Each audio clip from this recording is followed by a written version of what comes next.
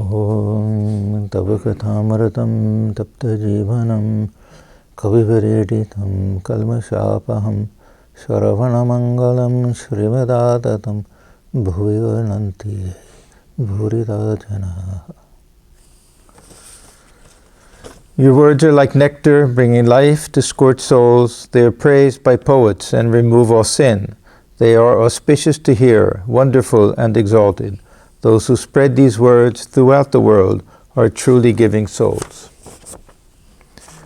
Welcome everyone to our class on the Gospel of Sri Ramakrishna.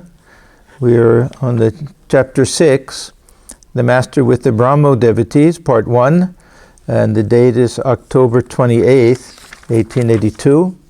And we stopped last time at towards the top of page 149. Sri Ramakrishna is having a conversation with Shivnath Chastry and other Brahmo devotees, and of course M is there, and we don't know exactly who else, but there's probably a room full. There's mostly Shivnath, and then sometimes it simply says a Brahmo devotee, so we don't know how many others are there exactly, but we can see that Thakur is definitely speaking to his audience, because he knows exactly what the mindset of the Brahmos is. He knows exactly their good points and their shortcomings, and exactly what will be most helpful for them and what will be palatable to them. So we can see very easily that the type of teachings he gives will be very suitable. He had two different kind of teaching techniques. One is if he understood the trend of somebody's mind, he would give teachings that will be very helpful and will help someone go forward along that particular path. This was one thing. But if he saw that path was a little bit skewed, or it required to be filled out a little bit, or there were some shortcomings in it, he would try to fix those things also. So we'll see both sides, that especially if there was any fanaticism or one-sidedness or bias towards any other traditions, Thakur would try to eliminate those things. All troubles and botheration come to an end when the I dies. Now this is an expression that maybe might be part of a song. I don't know what it's from exactly, but in the original Bengali it's always in quotes. So this is something that Thakur is citing, an expression that he was very, very fond of. We see that this is repeated many times in the Gospel of Sri Ramakrishna, but at the same time he's going to modify it a little bit. So he starts out, all troubles and botheration come to an end when the I dies. So this I is this unripe ego that Thakur talks about very often. This is the I that is identified with the body and the mind and the senses. This is the I that is filled with desires, that has samskaras. This is our ordinary sense of the ego in this psychological sense, you could say.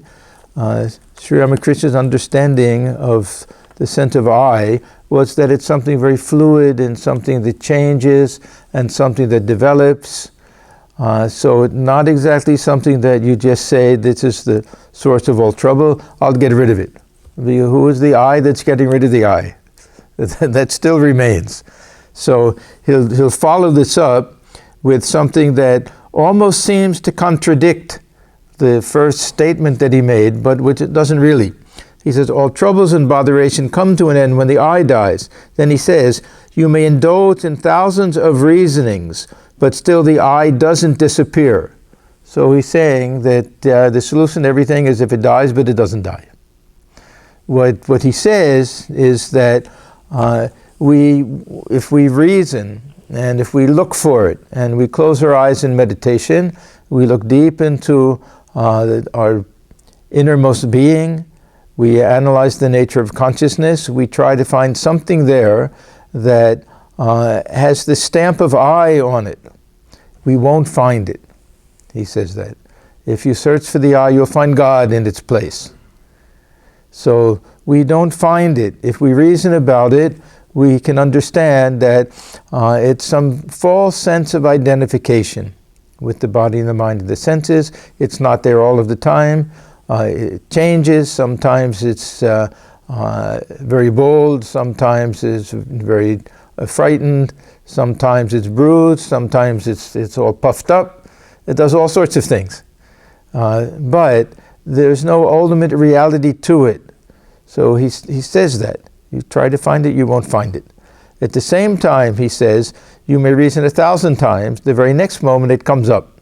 So as soon as we stop reasoning about it, then somebody says something to us, we get offended. So he's talking about that I. There's a higher sense of I, of course. We say, soham, I am that, I am he. That means that if we can identify the sense of I with that indwelling divine presence, that infinite absolute reality in Brahman, then this is the real I.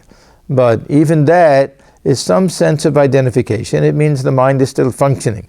And there's a highest state of nirvikalpa samadhi, even that ceases to function.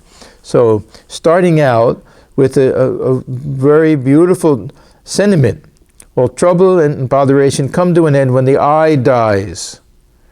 So if we want, we can say when this unripe I, this I that is very needy, this I that's easily offended, that I that's fully identified with the body and the mind and the senses, which feels that as we're getting older, that I'm getting older. When the body is sick, that I'm sick. That I has to disappear, but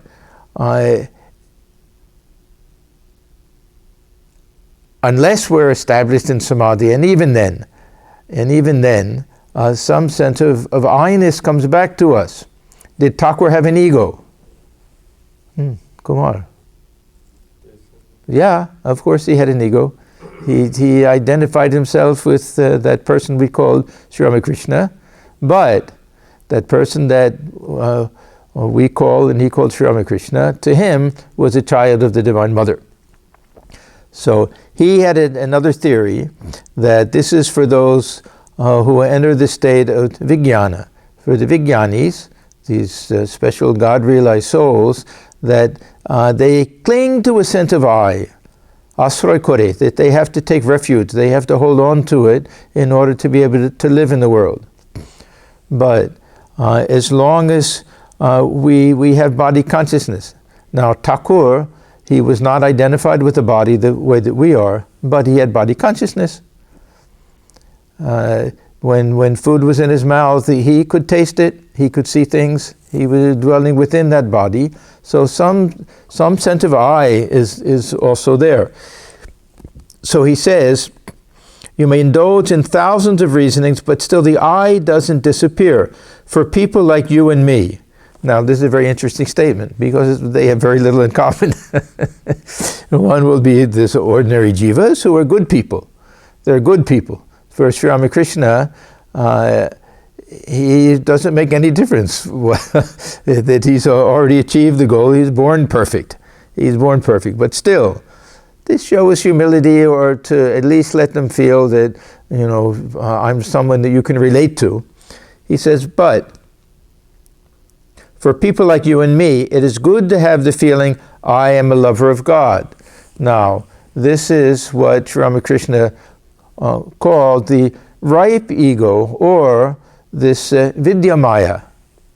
Now, vidyamaya means that we're accepting something that's not necessarily 100% free from error. That we're not accepting something that's 100% universally true and eternally true, but something that is helpful to eliminate what he calls avidyamaya. So with the help of this identification with, or in the midst of a relationship with God, if we can strengthen that feeling that I'm a child of God, I'm a servant of God, that automatically this feeling that I am the body, mind, senses, I am this personality, I am the person that you see, that will automatically lessen. So this was almost Thakur's definition of Avidyamaya as something which is not only different from Avidyamaya, but which helps eliminate it. So he gave many different examples. He would talk about different categories of desires. He said most desires get us more entangled in the world, but the desire for God, the desire for holy company, the desire to do spiritual practice, the desire to live in solitude, all of these things, they don't create more attachment, they actually eliminate attachment. He gave many different examples of how things work like that. But he's telling them, look, it would be nice if you could get rid of this I, sense of I completely, but it's not practical. And you'll be fooling yourselves. And if you want to simply say, I am one with the highest Brahman, you're not ready for that. So better to have a relationship with God. I'm a devotee of God, child of God, one of the different moods that we can have. Here he simply says, I am a lover of God. Now, why does he say I am a lover of God? Because the Brahmos didn't like to personalize things too much. See, if he's talking to his other devotees, he'll say, I'll keep this attitude, I'm a child of God, I'm a servant of God. He'll bring in Mother Kali, he'll bring in Hanuman and Rama and all of that. They don't like that stuff. So he's very simply a lover of God. That was their attitude, that they looked upon God as the object of their love and devotion, but not in any personal sense. So he's tailoring his words that it will suit them. The Saguna Brahman is meant for the bhaktas. Now, Saguna Brahman, Nirguna Brahman, these have slightly different meanings for the jnanis and for the bhaktas. For the jnani, Saguna Brahman will be Brahman together with this power of creation. It doesn't mean that it turns Brahman into Ishvara, or allows Brahman to function as Ishvara. Ishvara and Brahman are not two separate things. But it doesn't really mean that God has taken any particular form as the creator. The Brahmos will like to think this Saguna Brahman will be God without form but with attributes. They'll accept that much. The real strict Advaitins will think that the Saguna Brahman is the Nirguna Brahman together with a little touch of Maya, infected a little bit by this power of illusion somehow, and dualistic or devotees who like the idea of personal God will take Saguna Brahman as Brahman with attributes and with form. And in Sri Ramakrishna's case, he'll say with forms, because we'll get a long explanation how God can take different forms. Those who are very strictly followers of one particular path will say with form. They won't say with forms. They'll say that Krishna is the absolute reality, is the personal God. Now, we can say different forms because sometimes we'll worship him as Gopala, sometimes Govinda, sometimes Krishna of the Mahabharata and Gita, maybe even Krishna with Rukmini and Dwaraka, but still Krishna himself, or the worshippers of Rama, as Rama, or Durga, or Shiva, any of them, who take a little narrower, have a narrower understanding of things. For Sri Ramakrishna, this personal aspect of God is also fluid, like the ego is fluid. And it will depend on our understanding, our longing, and also on the compassionate nature of God to reveal himself or herself in whatever form the devotee wants to see. This is why I spoke last time, that very nice and interesting play between subjective and objective. And it's very hard to say how much is subjective. That means how much of it is I am the one who's doing it. That it's because the container of my mind is the shape of a pitcher that the water comes out the shape of the pitcher. That's on me. The other is that God knows the yearning of my heart and will reveal himself to me in the form that I want to see. That puts it on God. And we have this play. Thakur speaks in both ways. And I'm not sure that there's a real hard and fast distinction between the two. They seem to melt together a little bit. So he says, the Saguna Brahman is meant for the bhaktas. Now, does that mean that for the jnanis that it's not meant for them, or it doesn't exist for them, or it's not real for them? It's very hard to say. What Thakur really means is that they're the ones who will appreciate it. Thakur, of course, accepts it. Now, the Saguna aspect, even for Thakur, does not have the same absolute reality as the Nirguna aspect. The Nirguna aspect is not an aspect, even. The Saguna aspect, the absolute reality of it is that it's the same water. The accidental or contingent aspect of it is that the water can take a different form and go back to a formless, or take another one, that there's nothing permanent or absolute about that. But still, it's the same reality. So that's the truth of Saguna Brahman. The same reality, that same ocean of Satchidananda, whether in waves or not in waves. So he says Saguna Brahman is meant for the bhaktas. In other words, a bhakta believes that God has attributes and reveals himself to men as a person assuming forms. Okay, now he's stretching the minds of the Brahmos. They want to say that no. They want to say that this assuming forms, that may be your own hallucinations. That's what Swamiji used to say about Thakur. But the real nature of Brahman is formless. We don't mind saying that Brahman is compassionate and loving and all of that, but we don't want to go so far to say that he's assuming forms. So in other words, a bhakta believes that God has attributes and reveals himself to men as a person, assuming forms. It is he who listens to our prayers. Now, we have a philosophical understanding of this within the Vedantic system, where we can say that, yes, how does God hear our prayers? From someplace far away. Thakur says this is the lowest understanding of God. If God is up in the heaven someplace, then how does he hear our prayers? Is he hearing everybody's prayers all at the same time? Is that possible? Even for God, is it possible? There was a great philosopher by the name of Emin Husserl. Husserl was considered the father of phenomenology. He made a tremendous statement. He said,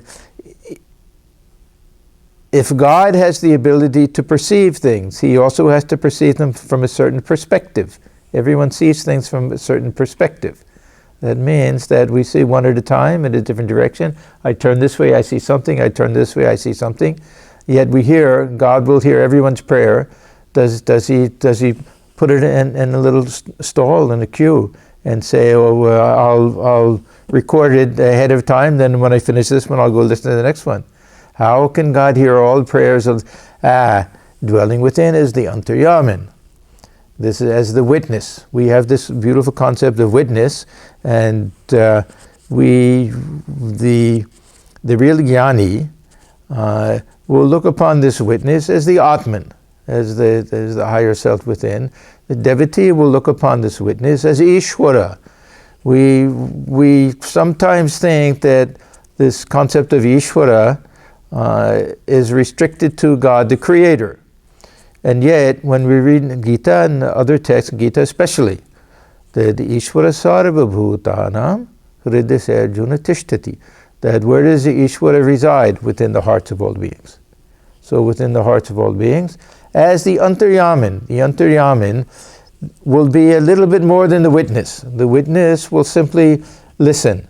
The Antaryamin will direct us. It's almost something like the concept of conscience.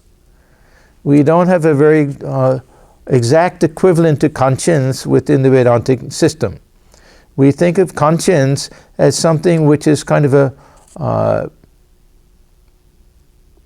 internal moral framework within that tells us right from wrong, that seems to be independent of cultural things.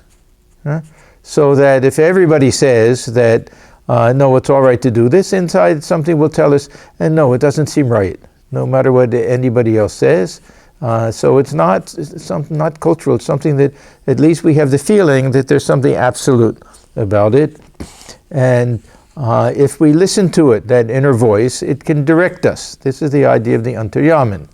And if we personalize it a little bit, then every thought that we have, not simply every prayer, every thought that we had is heard by this indwelling Ishvara, God dwelling within the heart, listening to our prayers, knowing everything that we do. Like Santa Claus. Huh? We have that, we tell the little kids, he knows when you're good, he knows when you're bad, he knows something, so be good for goodness sake. You better be good, you better, something like that. There's a children's song about that. But anyhow, this is that idea that God dwells within. And that way, God dwelling within can hear each and every prayer of everyone at every second. Because this is that reflected sun. The real sun is beyond everything. The real sun is not listening to anything. The real sun is just, it is what it is, lost in its own glory, somehow like that.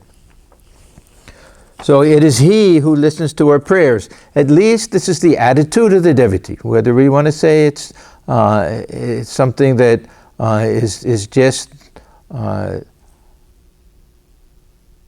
feeling that they have, an intuition that they have, or is it something verifiable? We can't say too much about that. But this will be a conviction, at least, a part of the belief system.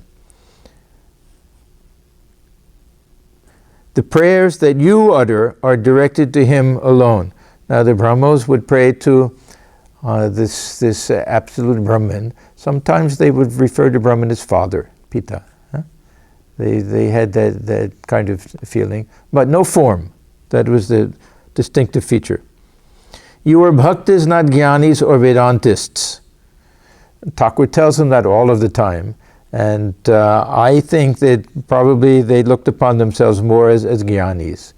And they certainly looked down a little bit on the typical bhakta who would go into the temple and bow before an image and offer food and all of that stuff. They didn't do any of those things. So I always wonder how it struck them when Thakur said that but you're bhaktas. He liked to. The reason he says that is that he's identifying jnanis with these very strict Advaitins who look upon the world as a dream. So they don't do that. They were so involved in social reform. So that was one of the things. You are bhaktas, not jnanis or Vedantists. Now, again, we have to understand the context. Vedantists for Thakur meant these Advaitins.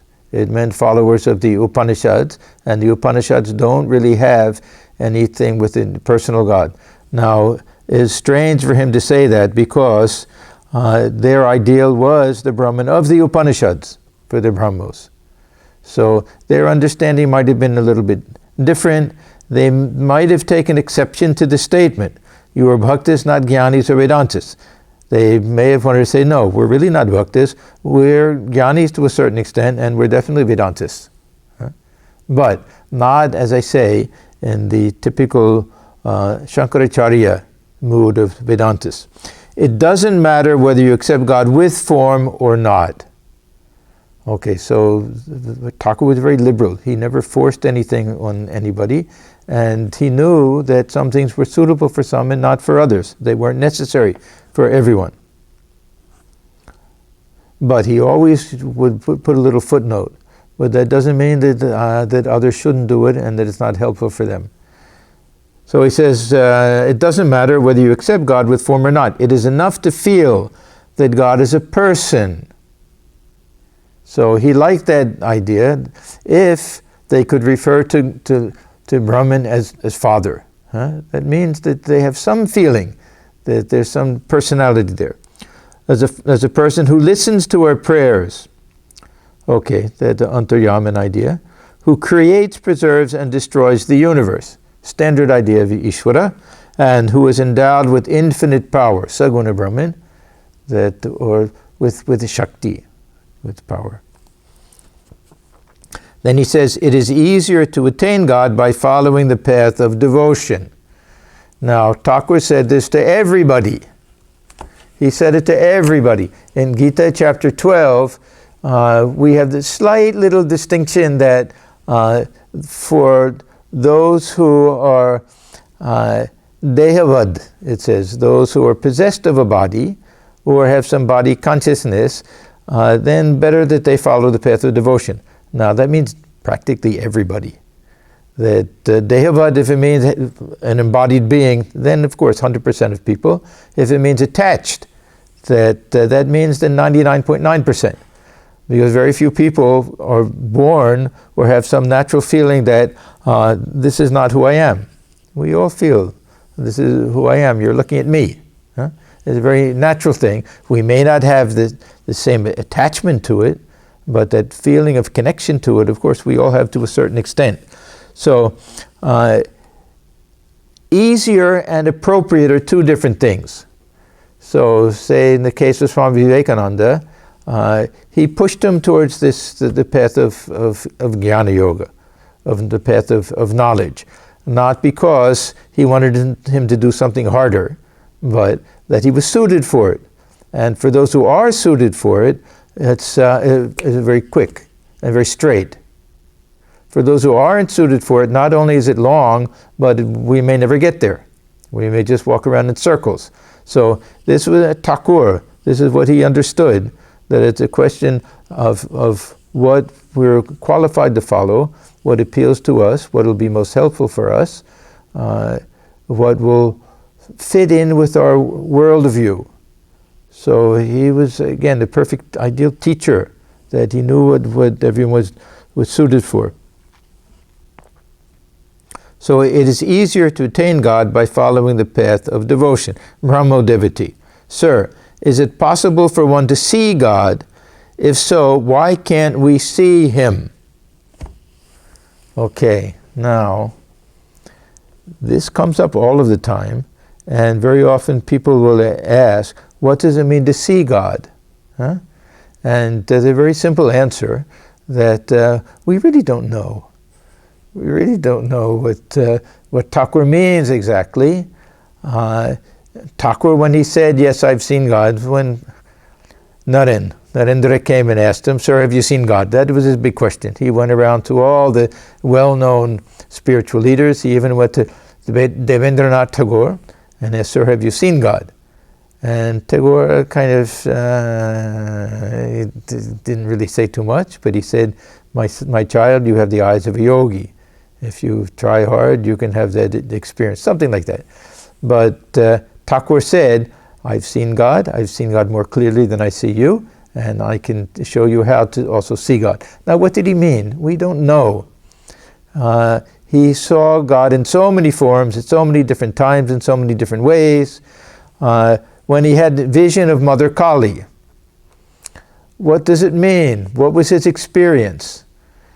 We only have his description, which leads us to believe that it's Nirguna Brahman, that he was engulfed wave after wave of consciousness and bliss and lost all outer awareness of everything, was only merged in that ocean. Sounds like the Nirguna Brahman, and yet when he comes to, he feels on his lips are the words mother, mother, ma, ma, and we're told, at least in the great master, Swami Sharadananda, and generally accepted, that he didn't have his Nirvikalpa Samadhi experience until Totapuri, and that even when he met Totapuri and was trying to merge his mind in the Absolute, the image of the Divine Mother came before his eyes. So did it mean that for the Brahmos, they don't believe in God with form. So what does it mean to see God? We have to take in a very general sense, what does it mean to realize God? Something like that. But Thakur, because he was a mystic, that means that he saw so many different forms of God and spoke to God in so many different ways, and it was real and living to him.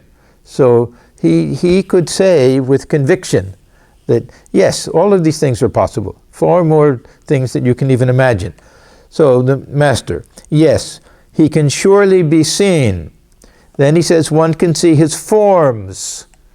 Now, Thakur, of course, he believes that Brahman is formless, infinite, absolute reality, and not just form, but forms.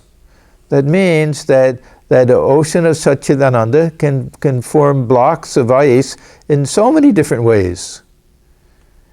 And all of them are possible depending upon the yearning of the heart. This is his understanding of all of this.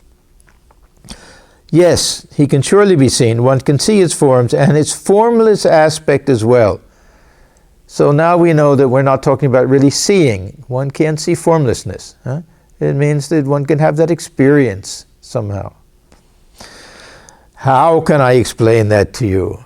So this is the case of someone going to a kingdom of blind people and trying to explain what the sunset looks like, something like that, or the taste of something to someone who has no sense of taste. It's virtually impossible. Brahmo devotee. Okay, so he accepts that. And these Brahmas were good people. Not that they spent all their time trying to have God realization, but they accepted, to that extent, that yes, it's possible to have some inner spiritual realization, something like that. So the Brahmo devotee asks, what are the means by which one can see God? Master. Now he'll give a very, very simple thing. Can you weep for him with intense longing of heart? Sometimes he says if you can weep continuously for 24 hours, sometimes 3 days. But if you can do that, you can realize God. Now that means that there has to be tremendous longing to realize God and nothing else. So it sounds like maybe it's not so difficult, but it's hard for us to shed 2 or 3 tears for God. Occasionally some emotion may come. It may be very short-lived. Can you weep for him with intense longing of heart? Men shed a jugful of tears for the sake of their children, for their wives, or for money. But who weeps for God? We'll find this conversation many, many times in the Gospel. So long as the child remains engrossed with its toys, the mother looks after her cooking and other household duties. But when the child no longer relishes the toys, it throws them aside and yells for its mother. Then the mother takes the rice pot down from the hearth, runs in haste, and takes the child in her arms. This is, of course, allegorical, but Thakur experienced this. His first realization of the Divine Mother was done without any real aid, without any meditation technique, without any special prayers that he uttered, without any specific type of sadhana. It was just through longing, intense longing of God. That was the whole thing. This is what he called vyakulata. The vyakulata means that the heart is just being wrung. Thakur gave the illustration so many times. You take a cloth, you dip it in water, and to get the water, you wring it out. So that means tremendous anguish of heart. Sometimes we pray, oh, when will that vyakulata come to me? As if it's an easy thing. It's not. We have to be very careful what we pray for. That it can be the worst type of anguish and pain. And Thakur experienced all of these things. Sometimes we think that Thakur says that the highest type of Mahabhava, that's reserved for these very great souls. We think, oh, why can't I have it? We don't know what it means. That when Thakur had these experiences, his whole body would be like on fire. The blood would come out of the pores of the body. He would have to spend a full day in the Ganga because the body was burning so much.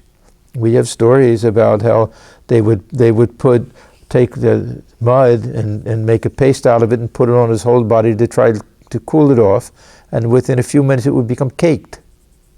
And just as the sun will dry up mud and it almost desert areas like that. When the Brahmini used to take him in that condition, she had to put a blanket around his body, because if she put her hands on his body, the hands would burn. This is not a joke when we talk about these the signs and the physical manifestations of Mahabhava. So the same thing with Vyakulata. If it manifests to the point where we shed tears, fine. But if we have to go through what Thakur went through, then we won't be able to stand it. So this is the one thing he's going to tell them, because it's very easy. They can understand that. He's not going to say that go into solitude for months at a time, spend long hours in meditation. They're all householders, and they're well-placed people. They have responsible jobs and families and everything. So then the Brahmo devotee, he'll continue with these questions. Sir, why are there so many different opinions about the nature of God? Some say that God has form, while others say he is formless. Now the Brahmas were very much aware of this, that they were in the minority, that the generality of Hindu population in those days not only believed in God with form, but would worship God through an image. And this was something that was forbidden for them. So he wants to know, why doesn't everybody understand like we do that God is formless? I don't know if that's a little too harsh, but that may be part of it. Why are there so many different opinions about the nature of God? Some say that God has form, while others say that he is formless. Again, those who speak of God with form tell us about his different forms. Why all this controversy? Good questions. These are things that Thakur deals with all the time. Master, a devotee thinks of God as he sees him. That means as he conceives him, because we're not seeing God right now, but we have a certain conception that, and even for those who don't picture God with any form, they can be very fanatical that God has to be a father figure and not a female figure. That there are certain traditions that they think it's the highest blasphemy to call on God as mother. No, God has to be a father figure. God has to be male. And then if you ask them, does that mean having some male organs and body and all of that? They'll say, no, God is formless. So what do they mean? They simply conception.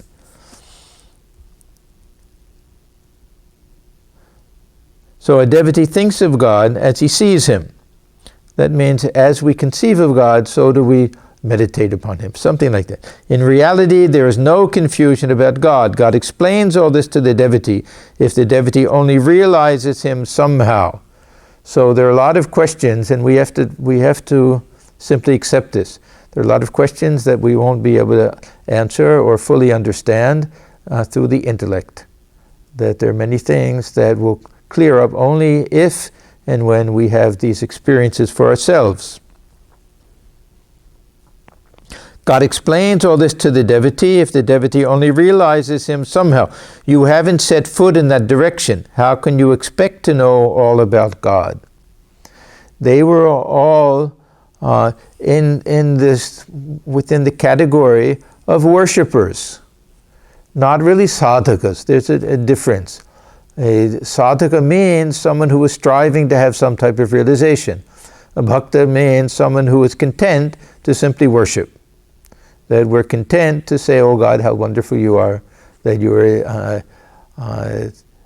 infinite bliss and knowledge and absolute all of that, and then that's it. We don't expect to have anything transformational take place within us. We don't expect to realize anything. We're not striving for that. We're simply devotees of God, which is fine. There's nothing wrong with that. But Thakur was saying that now you're talking about a whole different thing. What it's like to realize God, you haven't really started along that path. So if you want to become a sadhaka, someone who is striving, then you have to practice, you have to do some type of spiritual disciplines in order to have that realization. Listen to a story. Now he'll give an illustration. Once a man entered a wood and saw a small animal on a tree. Now again, we're going to get one of the many illustrations about form and formlessness. and why people see God in different ways. He came back and told another man that he had seen a creature of a beautiful red color on a certain tree. The second man replied, "When I went into the wood, I also saw that animal. But why do you call it red? It is green." Another man who was present contradicted them both and insisted that it was yellow. Presently, others arrived and contended that it was gray, violet, blue, and so forth, and so on. At last they started quarreling among themselves. To settle the dispute, they all went to the tree. They saw a man sitting under it. On being asked, he replied, "Yes, I live under this tree, and I know the animal very well." So this is Thakur. Thakur is the one who lives under the tree, and he knows the animal very well. "All your descriptions are true. Sometimes it appears red, sometimes yellow, and at other times blue, violet, gray, and so forth. It is a chameleon, Bahurupi. It is a chameleon, and sometimes it has no color at all. Now it has a color, and now it has none." Now, of course, we can imagine it not having color, but what he means is sometimes a devotee can experience the Nirguna aspect of Brahman, which is a different type of thing. I was mentioning last time that generally we want to access the water in the pond, we have to scoop it out with a different type of container. But one can simply dive in and bathe in it. Then it's not taking any form. But we have to immerse ourselves in it. We have to tanmay bhavet. We have to become one with it at that point. In like manner, one who constantly thinks of God can know his real nature. Now, by real nature, it means that his nature is such that it can appear to different people in different ways. Not real nature is that it has this way and not any way else. He alone knows that God reveals himself to seekers in various forms and aspects. This is what I call the objective theory. And God himself is saying, the chameleon is saying that, oh, so-and-so is coming. I always appear as yellow to him. He seems to like that. Let me take my yellow form. Huh? The other way would be is that this particular person has the power to see that chameleon as yellow. It doesn't work that well with this illustration. It works fine with the forming blocks of ice in the ocean. So Thakur gives both types. So the person who lives under the tree alone knows that God reveals himself to seekers in various forms and aspects. God has attributes, then again he has none. Now, this is the same. We said, well, how is that possible? It's the same for each and every one of us. Huh? When I say I have attributes, that means this I is identified with the mind and the body. If I say I have no attributes, that means the mind is identified with pure consciousness. They're both true. It depends on the aspect and the very subtle connotations of the terms that we're using and what mood we're in, all of these things.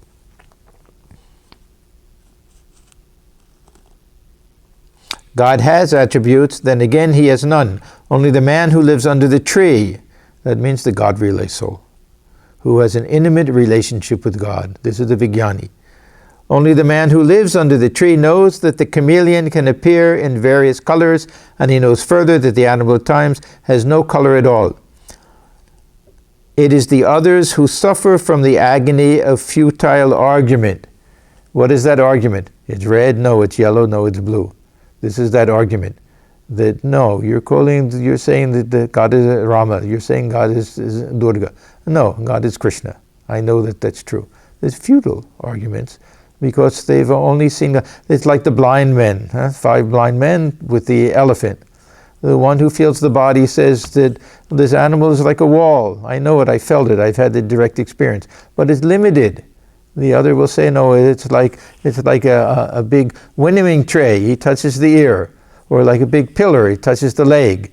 It's all true, but it's all limited and restricted because they don't have an intimate relationship. They have a certain type of blindness, even though they're having some type of experience. Kabir used to say, the formless absolute is my father, and God with form is my mother. There's a second half to this expression, that he says, whom shall I praise, whom shall I criticize? both pans are equally heavy. In the type of scale, when you hold it in the middle and you put something on one side and you want to find out exactly how much it weighs, you have to put some weights on the other pan until it comes down, and it's exactly the same. So both sides are. That means that there's no greater truth when somebody says God has form or when somebody says God is formless. They have equal weight to them, equal validity to them.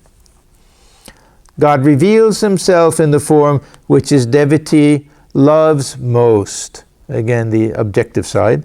His love for the devotee knows no bounds. It is written in the Purana that God assumed the form of Rama for his heroic devotee Hanuman. Now, does Hanuman not know that Rama and Krishna are one and the same? He knows, but he wants to see the Rama form. That's the one that he loves. So we may know that God can assume all different forms, but I want to see God as mother. This is the form that I love. So either we can say that that power of devotion will cause it to happen that way, or God himself or God herself, out of compassion for the devotee, will reveal herself or himself in that particular form. I don't know which one is a more valid way of expressing it. I lean towards the psychological side, of course.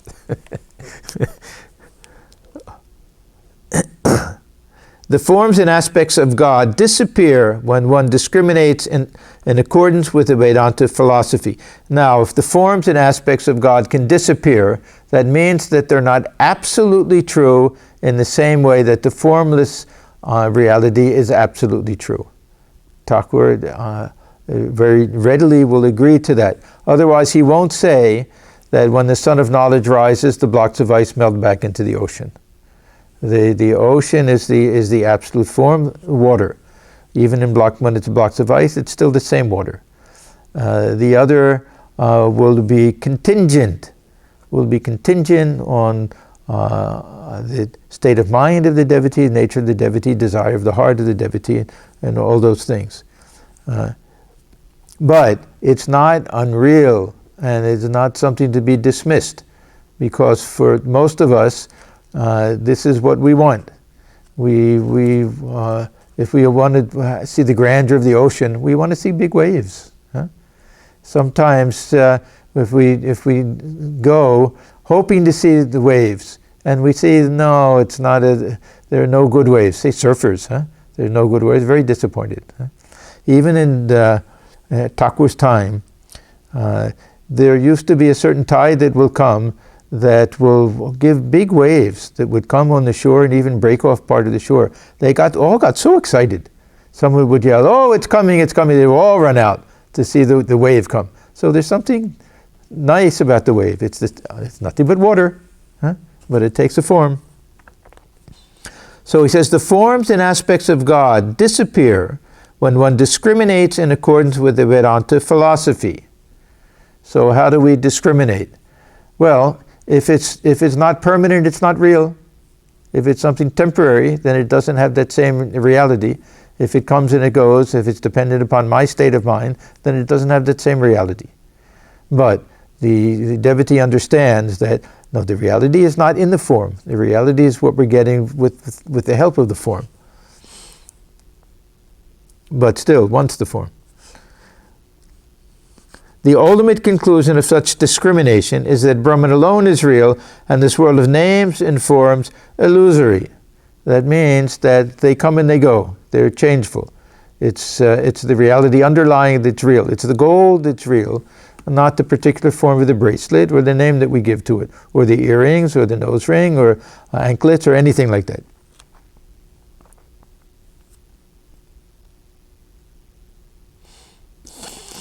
It is possible for a man to see the forms of God or to think of him as a person only so long as he is conscious that he is a devotee.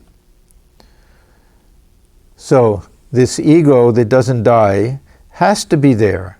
If this ego merges, then there's only the ocean of consciousness. There has to be a little sense of I. As long as that is there, then we think of ourselves as a person, think of God as a person. What was Swamiji's definition of a personal God? The highest reading of the Absolute by the human intellect. Huh? The highest reading. And he said, someone said, is the personal God real? He said, as real as you and I. And now there's a very tricky answer. Huh? Because are we really real? We may think that, yes, oh, okay, so that means personal God is real. But am I real? Is this personal I real within me? This ego sense? Yes and no. Same thing with personal God, yes and no.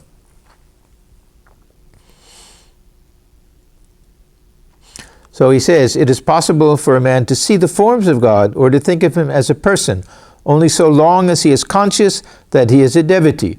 From the standpoint of discrimination, the viveka, vichara, this ego of a devotee keeps him a little away from God. Now, Thakur gives a completely different interpretation.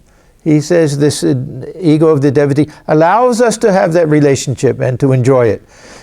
He gives a positive spin. The jnani will say this ego is keeping us from understanding and experiencing that absolute oneness between the individual self and the Supreme Self.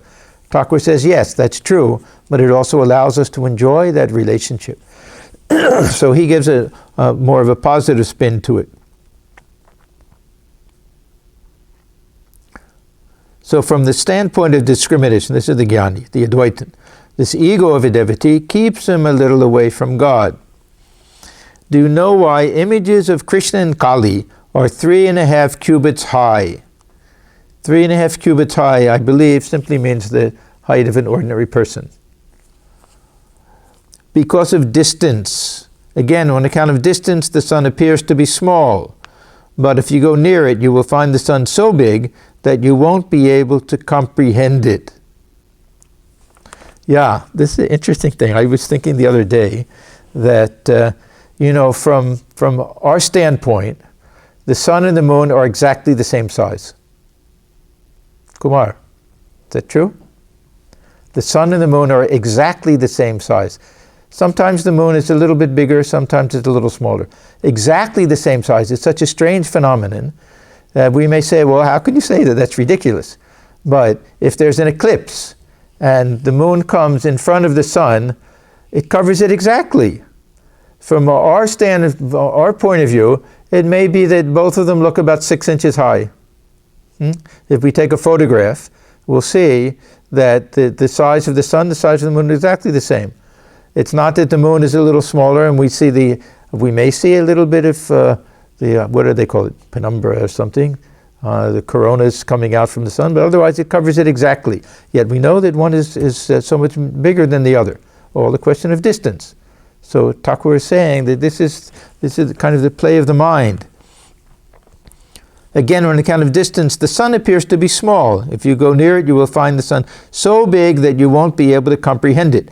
Why have images of Krishna and Kali a dark blue color?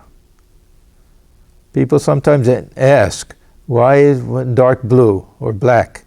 Krishna means black, or dark blue, Shama. And Shama means, or Shama.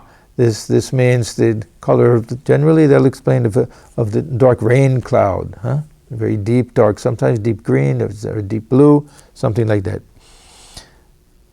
Thakur says that too is on account of distance, like the water of a lake, which appears green, blue, or black from a distance. Go near, take the water in the palm of your hand, and you will find that it has no color. The sky also appears blue from a distance. Go near and you will see that it has no color at all. So what does distance here mean? The distance means that we haven't had any type of higher realization or understanding, that we're still far away from God. And the closer we get, according to the Advaitin, the closer we get, the more the form aspect will disappear. Now, this is interesting that the devotee has the exact opposite explanation. I've mentioned this before.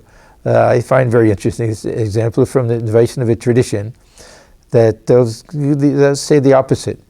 They'll say, why does Krishna appear, or God, they'll say, appear to be formless to those, to some, and others they'll see the form. They'll say distance, same answer.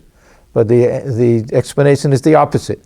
They'll say Krishna sees a figure in the distance walking, and it's so far away that he can't make out who it is. But as the figure comes closer and closer and closer, the features of the face come into view, and at one point it comes close enough, he says, "Ah, it's my friend Narada." So he says, why didn't he recognize him before? Because he was too far away.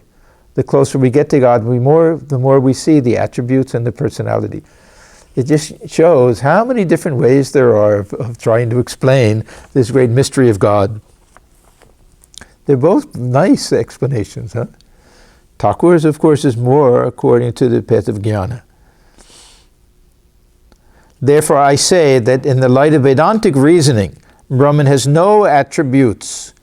So now, he's filling in this other side. So for the Brahmos, they like this idea of Saguna Brahman. So the first thing he did was he's trying to explain, you like this formless Brahman with attributes. So in the beginning he's trying to show, look, there's some truth to the forms. Don't simply dismiss them. Now he's saying there's some truth to the fact that the real nature of Brahman is without even attributes. So see how he's taking whatever limited view they have and trying to expand it. Therefore I say that in the light of Vedantic reasoning, Brahman has no attributes. The real nature of Brahman cannot be described. Now, the experience of Nirguna Brahman means the disappearance of the ego, of the I. Who was there to describe it? The salt doll is one with the ocean at that point. No one to describe it. Thakur is very clear on that. But so long as your individuality is real, the world also is real, and equally real are the different forms of God and the feeling that God is a person. These are mysterious things. I have this conviction that we can only understand these to a certain extent. We can understand the analogies. This is something that is very, very clear to me, the difference between understanding the analogy and the difference between understanding the reality. And one example that always comes to my mind is this idea of the sun reflected in the different containers. It's very easy to understand how there's only one sun and there are many reflections, or there are not many individual suns, there's only one sun. Does that mean that I understand how there's one Brahman manifests in the hearts of all its consciousness? No, it doesn't mean that. That has to come with realization, with some type of experience. So we'll stop here and continue next time. I will close with the final chant. Om Niranjanam Nityam Anantarupam Bhaktanukam Bhathuta Vikraham Ve Ishavataram Parameshamidhyam Tam Ramakrishnam Shirasa Namah. We bow our heads before Sri Ramakrishna, who is stainless, of infinite nature, whose heart melts in sympathy for his devotees, who is an embodiment of the divine and the Supreme Lord, and ever worthy of our worship. Om Shanti, Shanti, Shanti. Peace, peace, peace be unto all. Thank you, everyone, and have a very nice week, and we will see you next time.